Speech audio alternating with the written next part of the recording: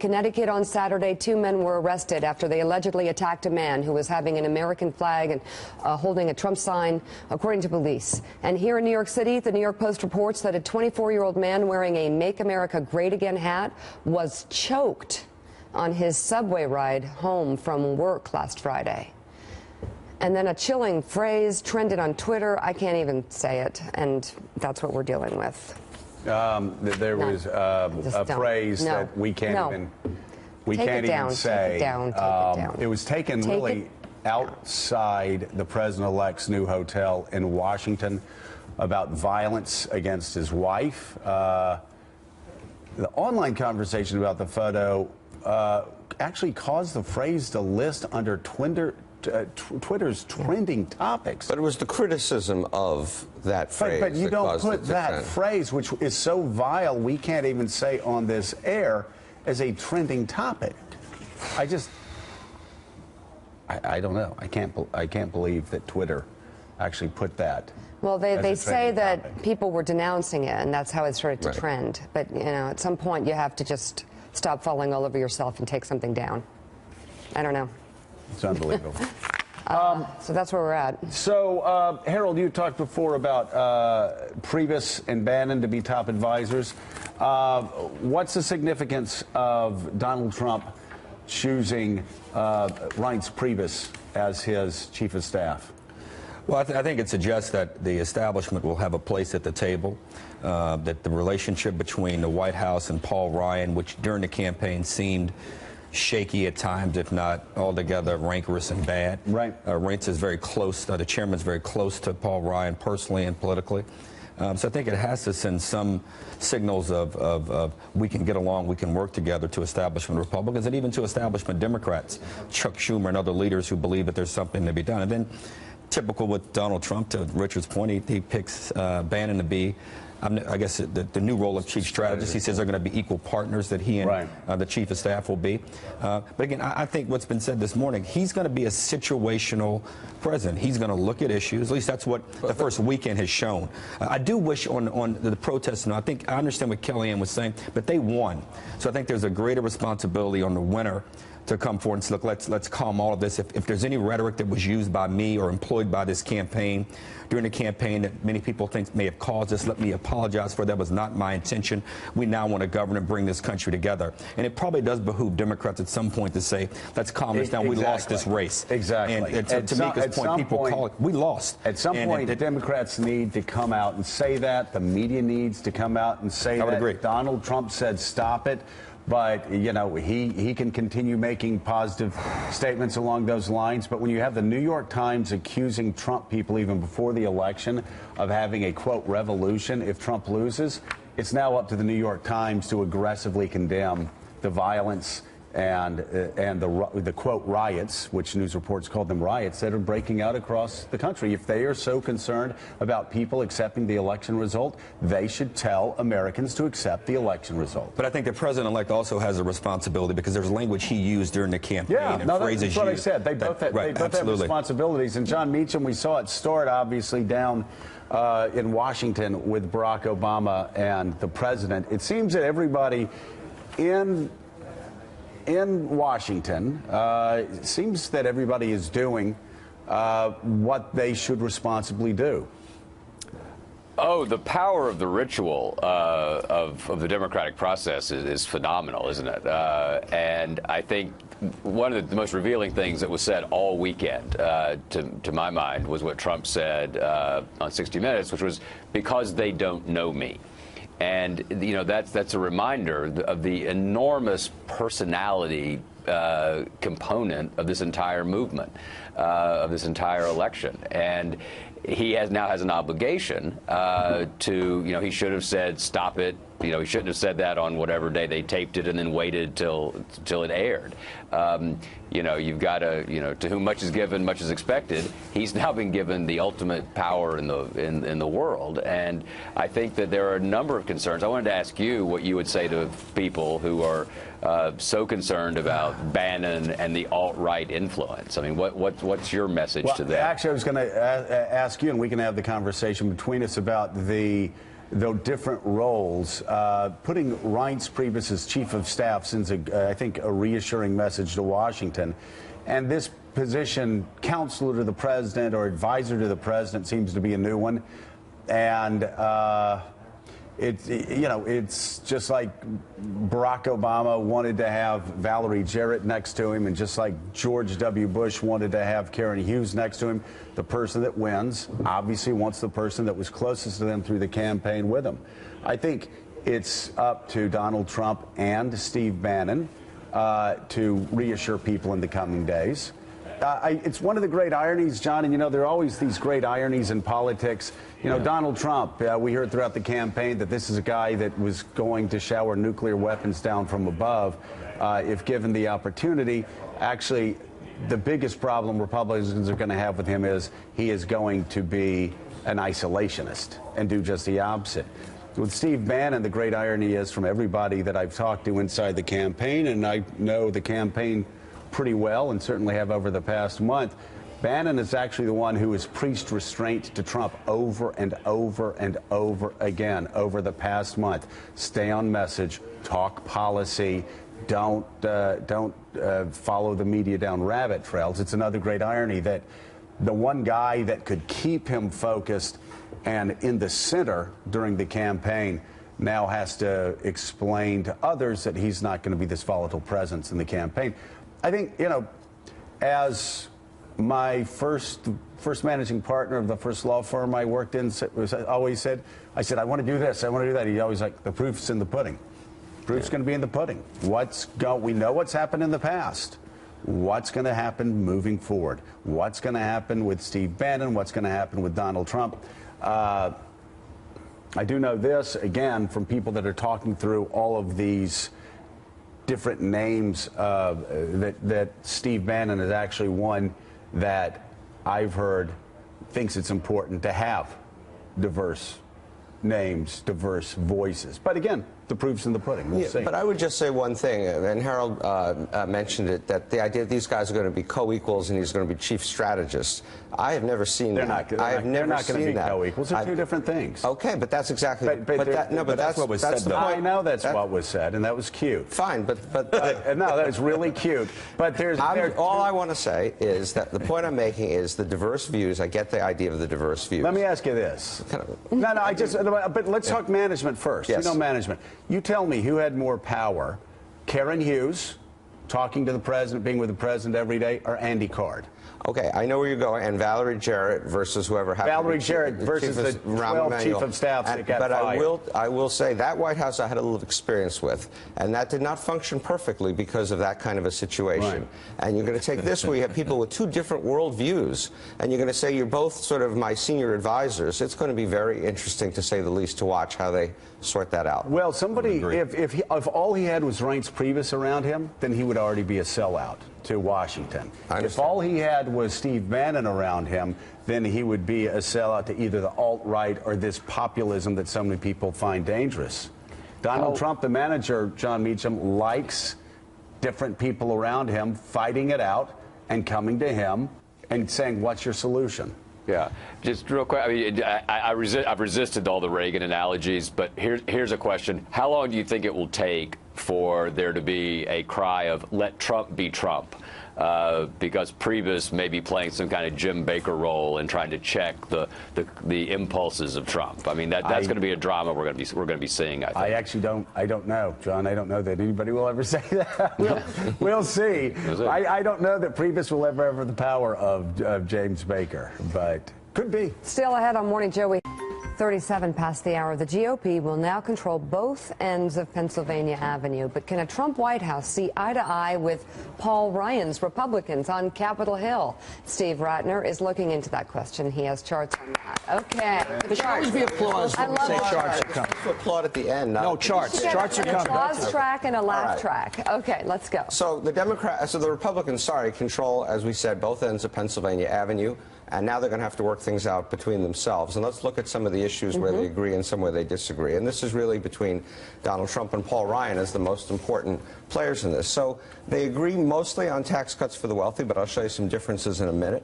They agree mostly on cutting what we call domestic discretionary spending. That's things like education, R&D, and so on, although Trump has this massive infrastructure plan that Paul Ryan has not signed on for. They agree on repealing and placing Obamacare. Lots of details to come later. It's going to be really complicated. And they agree certainly on reducing regulations on business. So of those four, number 1 and number 4, they agree on the most. I think actually 2 and 3, they're going to be fighting each other. I agree. Because I think on Obamacare, he's going to want something much closer to Obamacare than anybody in the House will ever. Yep, that is exactly right. Yeah. That is exactly right. And remember one important thing about all this. Things like parts of Obamacare, taxes, Medicare can be done by a 51-vote majority in the Senate. So the Democrats become emasculated, in effect. This is a Republican versus Republican set of issues. Right, but let me say this one thing and then let you go on with the chart. So I've been telling a lot of people, oh, you know, don't paint a Nazi swastika. If you're a liberal and you want to be scared of something, I will tell you what to be scared of, and I know you'll agree with me completely. He is going to cut regulations. He's going to do everything he can to slash regulations. And if you're a liberal and you want something to genuinely be concerned about instead of the Fourth Reich coming here, that's going to happen. I think because they control both ends of Pennsylvania, which Ronald Reagan never had, this could be a Reagan revolution on steroids. But let's go back to where they disagree very quickly. So they disagree on Social Security and Medicare, where Donald Trump has said status quo, and this is back to his sort of moderate approach, and Paul Ryan very much wants to do some stuff to get these onto a sound fiscal basis. They disagree on trade, and you heard yesterday Paul Ryan say he's not on the mass deportation program. He's against that. So there's a lot of disagreements. So let's look at one important thing, which is what is the Trump plan actually going to do for the average American? This is his tax plan. It is $5.5 trillion of tax cuts, of which 83% go to the top 20%, and over 50% go to the top 1%. What is that in form of? Is that income tax? Income cuts? tax reductions and major taxes for reductions for business. If you are in the middle bracket, if you're in this 40 to 60%, you get $1,000. If you're down here, you get $300. If you're down here, you get $100. And so I am not at all sure how this exactly helps the issues that are facing Mr. Trump's Is he talking base. about taking the top rates back to where Bush had them? He has the top rates down to about 33. There's 3 brackets, and he and Paul Ryan agree on this. I think it's 33, 25, and 15. But major, major taxes for business. So let's look at the impact on the deficit. So right now we're on a trajectory to have the debt to GDP ratio go to 86%. It's now up in the 70s. The Ryan plan would take it to 96%. The Trump plan would take it to 111%. In fairness to both of these guys, they say they're going to propose spending cuts to bring those ratios down, but they haven't done it yet. So we're talking about $5.5 trillion with a T dollars of tax cuts that Trump has proposed, of which only about 20% go to people below the absolute top of the economic. So what do you think really happens?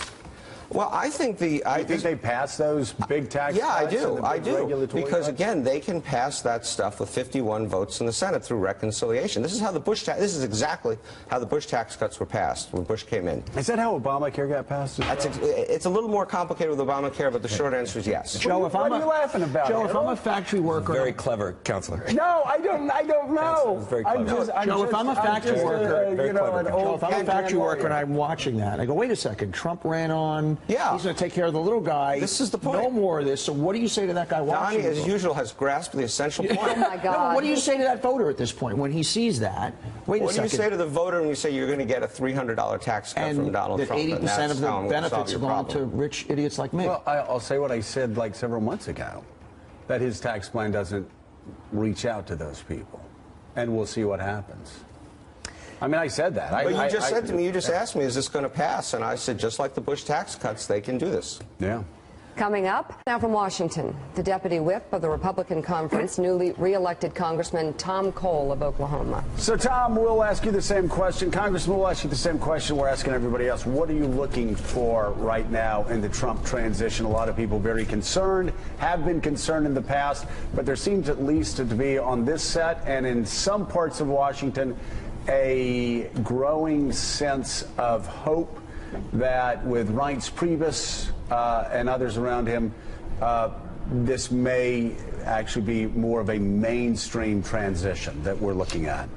Well, I start actually with the president-elect himself, who I think has been pitch perfect since election night. And he's the one that's going to ultimately set the tone for his administration. And again, the selections he's made, particularly Chairman Priebus, that's an excellent choice. He's somebody that's well-known, trusted, has managed to win the confidence of everybody on side of the great divide in Republican politics, and led us to victory that a lot of people didn't see coming. So I think, again, these are very good choices. The tone's been very good. I got to give the President of the United States, Barack Obama, and Secretary Clinton a lot of credit in that regard, too. I wish everybody in the street or everybody on my side in these arguments would just take a cue from their leaders who have acted responsibly and in the best traditions of the country. Yeah, they seem to be moving on. Sorry, not them, but most of Washington seems to be moving on, but obviously protesting still going on. And Hillary Clinton herself, and General Hayden, I'd like to ask your opinion on this only because it has to do with the FBI as a whole as it moves on. But Hillary Clinton in a conference call talking about, well, she laid some of the blame for Donald Trump's victory at the feet of the FBI director, James Comey. And she told the call that after the third debate, they felt they had a, quote, real wind at our back. There are lots of reasons why an election like this is not successful, she said Saturday, according to the Washington Post. But our analysis is that Director Comey's letter raising doubts that were groundless, baseless, proven to be stopped our momentum. And she went on to say the follow-up letter only emboldened Trump supporters. What do you think of that at this point?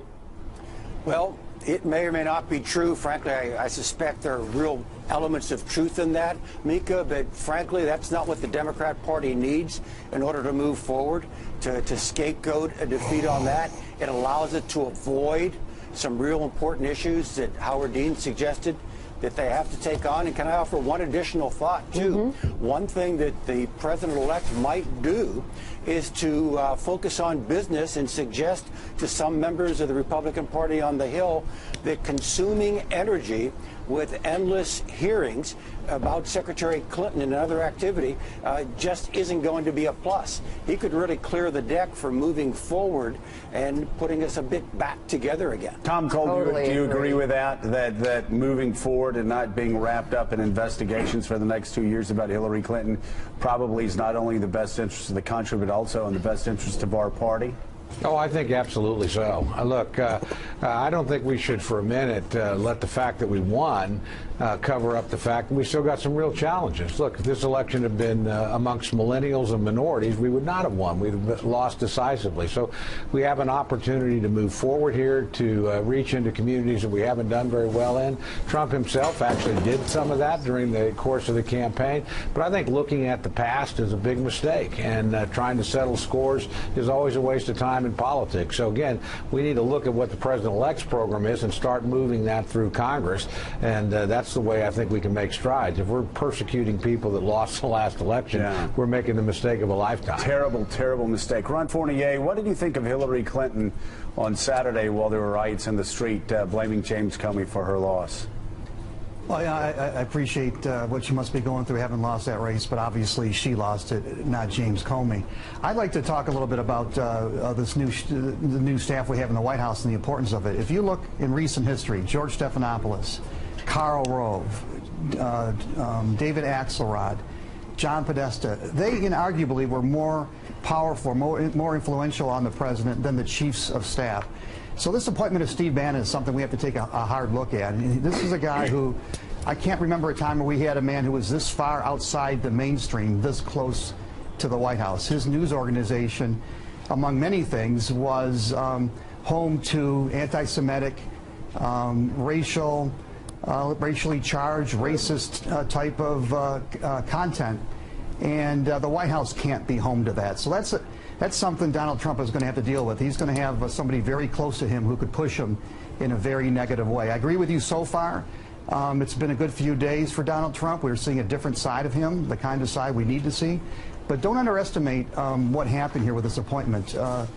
There's one guy who's going to be controlling the message the way he's got it set up, and that's Steve Bannon, not Reince Priebus. Let's go right now to Washington and talk to the newly announced White House Chief of Staff to President-elect Donald Trump, RNC Chairman Reince Priebus. Congratulations. Reince, it's good talking to you. When he was on our show in the SNL Thank you. studio, he was too tired to think about this job. Too tired to think about this job, but he's got got it now. He's got to think about it now. So you just heard, obviously, a lot of people applauding your selection. There are some concerns about Steve Bannon because of the Breitbart connections. What would you say to those people that have those concerns right now? Well, that's not the Steve Bannon that I know, and I've spent a lot of time with him. And here's a guy who's a Harvard Business School, London School of Economics, 10-year naval officer advising admirals. He was a force for good on the campaign at every level that I saw all the time. But look, you know, this is all about achieving President-elect Trump's agenda. And I can assure you, and I think it's really important, and I know that President-elect Trump wants everyone to understand this, that all Americans out there, no matter your race, your gender, your ethnic background, he wants to make you proud of our country. He wants to serve you. And I can tell you this, in 20 years, you're going to look back at this president and say, wow, he did everything he said, and what a great job, and how incredible this country went. That's what he wants. He wants for everyone to understand that he gets, that he serves you.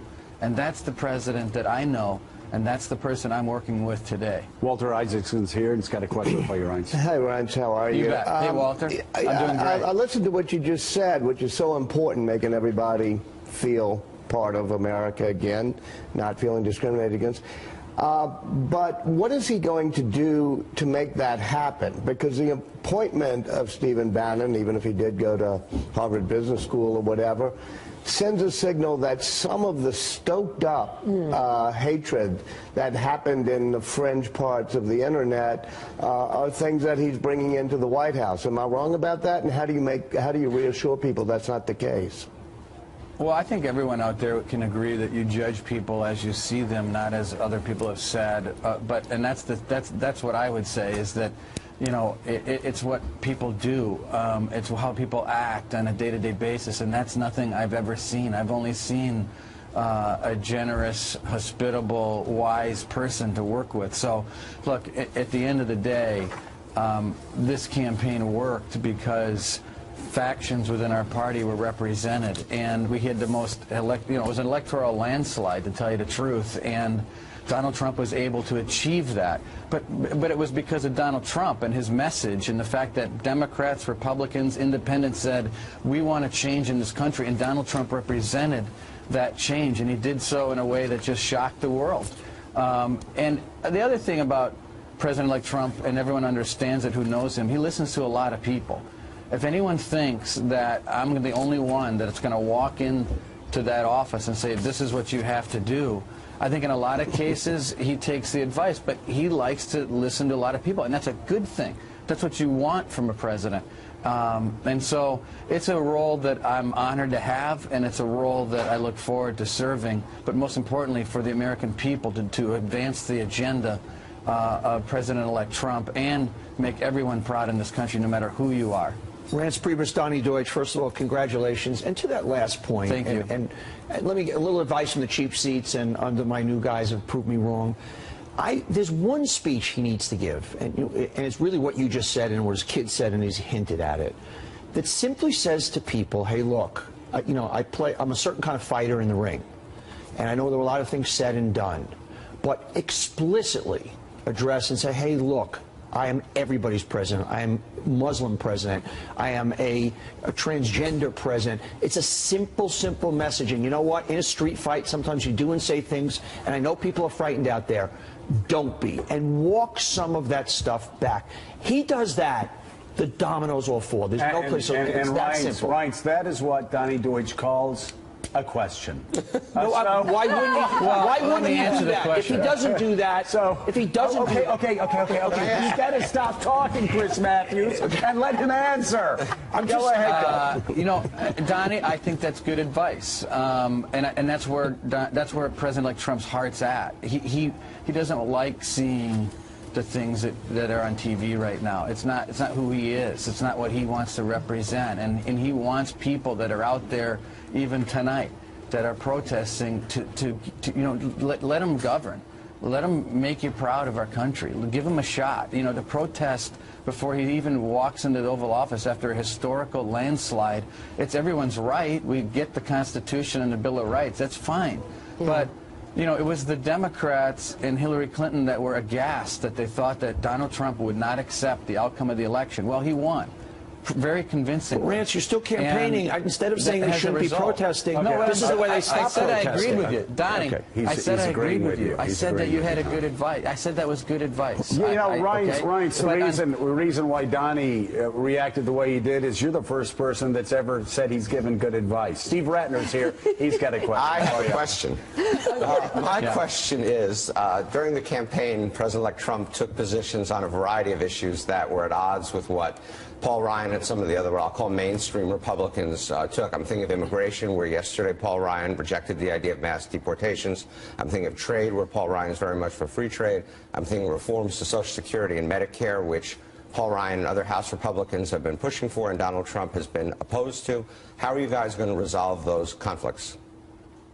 Well, there's not that the conflicts aren't as great as you're outlining. I mean, in regard to immigration, Donald Trump, President-elect Trump's immigration policies are very similar to policies that are sitting right in the Senate and the House today, to temporarily suspend immigration from countries that harbor terrorism, to temporarily suspend immigration from Syria until we get better vetting. That's not extreme. That's exactly what is in the House today. In regard to tax reform, I would imagine that Donald Trump's tax reform policies are 80% or 90% in line with what is sitting on a major tax reform program sitting in the House. As far as trade is concerned, look, Paul Ryan and I come from Janesville, Wisconsin and Kenosha, two places decimated by the car industry leaving our country and going to Mexico and China. You know, I wouldn't say that, you know, this free trade obsession is something that can't get looked at in regard to making things more fair. And so I'm telling you, there's a lot of common ground, and he's going to make you proud of this country, and that's what we want every American to feel in about three months when they see it happen. It's hard for the weight of the office, the weight of the responsibilities not to bear down on anybody, and you saw it there that Donald Trump felt it even election night. As Leslie Stahl reports, he went completely silent. Yeah, it's the opposite. It's the obverse of what Bob Dole, when he called George McGovern and asked him, when does it stop hurting? And McGovern said, I'll let you know. So I think that all presidents have a moment, president-elects have a moment where they realize that usually it's just national security questions.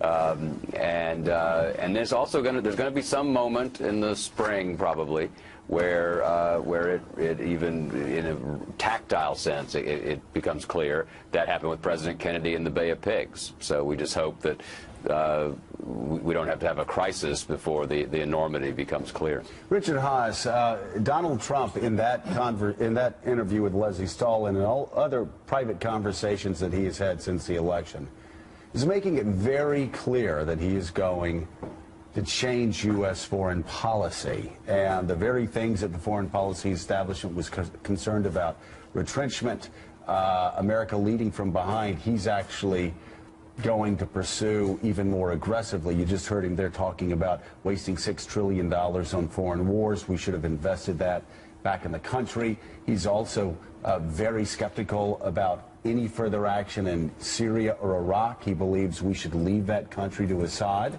That it's going to be a dramatic, if you just look at the policy, I mean, he's not even hinting. You don't have to read tea leaves. Donald Trump is an American first. It comes from the American first category, and he is not going to be doing what we've been doing for the past 15 years, apparently. Well, there's always a balance, to use the cliche, between guns and butter. And obviously the balance is going to shift potentially markedly in the direction of butter, a greater domestic focus. We've already seen one thing, Joe, which is trade. For a century, U.S. trade policy and openness to free trade has been a tenet for both Democrats and Republicans. That's essentially gone. TPP is dead now. It's dead. It's not even on life support. It's not even on life support. That's dead.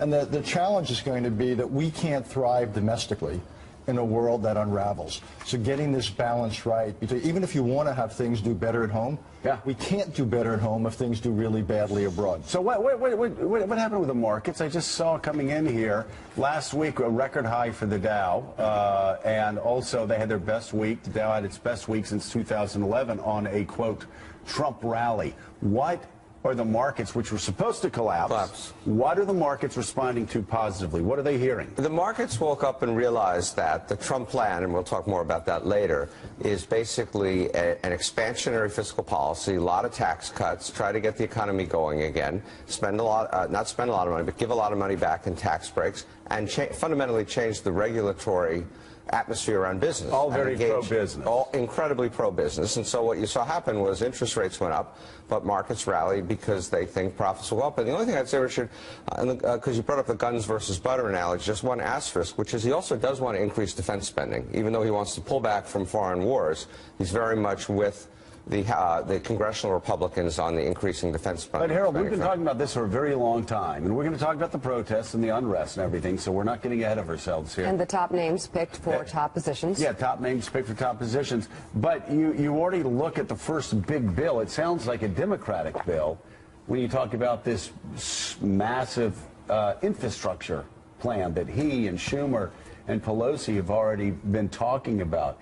It seems like the whole ideological board is going to be completely tossed around, where you've got a Republican that doesn't want to be as aggressive across the globe and that wants to spend a lot of money on infrastructure. You know, I think he's going to be a situational Democrat/Republican. You know, during the campaign, right now, the final days when it was announced that there was a big merger perhaps between Time Warner and Netflix, Time Warner and AT&T, excuse me, he said he was opposed to that, and he would be suspicious of big business and big deals like that. Yet, to Steve's point, there's certainly going to be a change in the regulatory climate, which obviously gives some comfort to the markets. So it's hard to say where he will come down. Now, listening to him even on 60 Minutes, he indicated he wanted to keep the pre-existing condition component to the health care bill, which if you listen to most Republicans who are opposed to it, they believe, and even some Democrats who have concerns about the Affordable Care Act, their concern is that 26-year-olds should not be able to stay on it for free, that you want 22 to 26-year-olds who are healthy to contribute more, because that's what's going to allow the program to survive and to thrive. So I think he's going to be a situational kind of guy. And one of the things we've seen in the last day or two, my pastor this weekend said, you know, we know more about what he's against and what he's for. We're actually starting to learn a little bit more about what he's for. And these names he's chosen for the White House, rightly, they show his balance. He chose someone who's antagonized someone, the establishment and the Republican Democratic Party, and someone who was more establishment and the chairman of the party being the chief of staff. Most established. Curious. John Meacham, you had talked about 8 years ago how you said Barack Obama was conservative with a small c. Conservative, the way William F. Buckley said, looks at the world as it is, not as we want it to be. You look at Donald Trump and you look at infrastructure. He's talking about a big infrastructure plan with Schumer and Pelosi. He's talking about bringing our troops back home and not being, ending the 15 years of war. And then on Obamacare, again, these are three things Republicans are going to hate, which I've been telling people for a very long time, that he's just not going to be ideological. The third thing is Obamacare.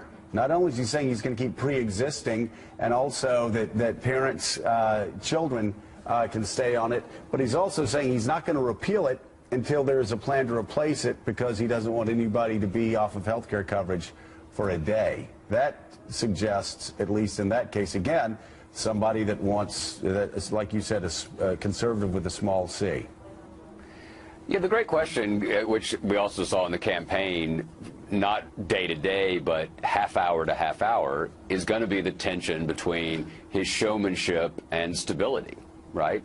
How radical is he? How much does his rhetoric actually track with what he wants to do in terms of reality? Does he even know is a good question. You know, sometimes you get the impression, someone pointed this out during the campaign, when he would be reading a speech on the teleprompter and he would stop and say, "So true," you know, as if he just read it for the first time.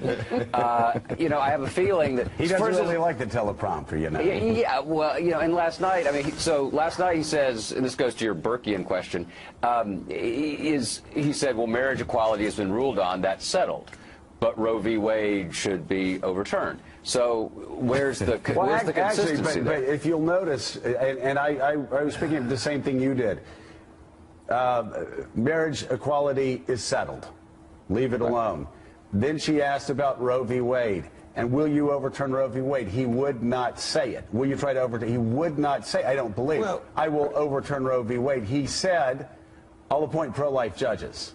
Right. Which I know for activists, that's nuanced, but I don't really think his position on Roe v. Wade, I think, let it go back to the states. Yeah, let it go back to the states, and then if the states want to allow abortion, fine. I understand. And he also said women could go to other states, which is just absolutely horrific. Again, for people where this issue matters. I'm just saying, though, it's, you know, it is a difference between, let's say, what type of Justice Scalia was and what type of justice John Roberts is.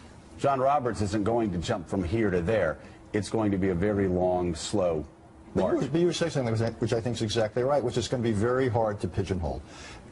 That it's pure Republicanism, or pure Democrat, or pure conservative, or pure liberal. By the way, he doesn't see himself as a Republican. No, this is eclectic, and it's going to be taking specific policies in foreign policy and domestic policy and economic policy that he embraces. And the fact even the appointments, again, show a range rather than a narrow ideological or philosophical embrace. This is going to be much more eclectic across the board. Very hard to characterize.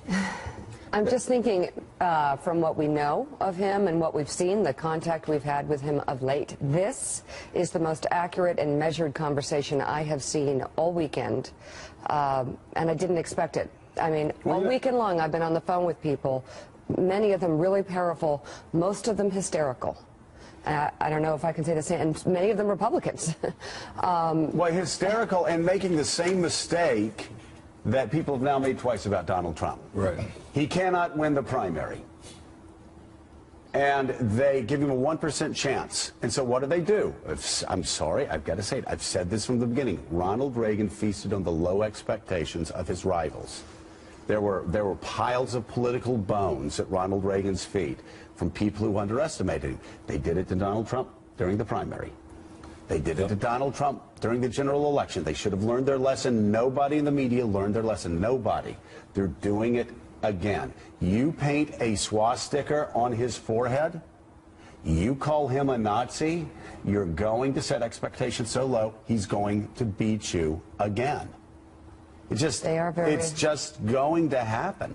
And it seems to me that there has to be some nuance. I mean, Oprah Winfrey came out last week and said, he won, let's give him a chance. She was attacked viciously online. I wonder what Dave Chappelle's response was, just by saying this is what everybody take a deep breath. Hope lives. Barack Obama said, give him a chance. Hillary Clinton said, give him a chance. All of these people said. And I'll say give him a chance, but I'll also ask. You have to remain vigilant. I understand that. Yeah, but here's my question. At the end of the day, when you go through some of the issues we were just talking about, you go through Trump's policies, right. What is there in what he is saying he's going to do that is actually going to fix the problems with the people who elected him, the people at the base? Well, and you know what? If this is what democracy's about.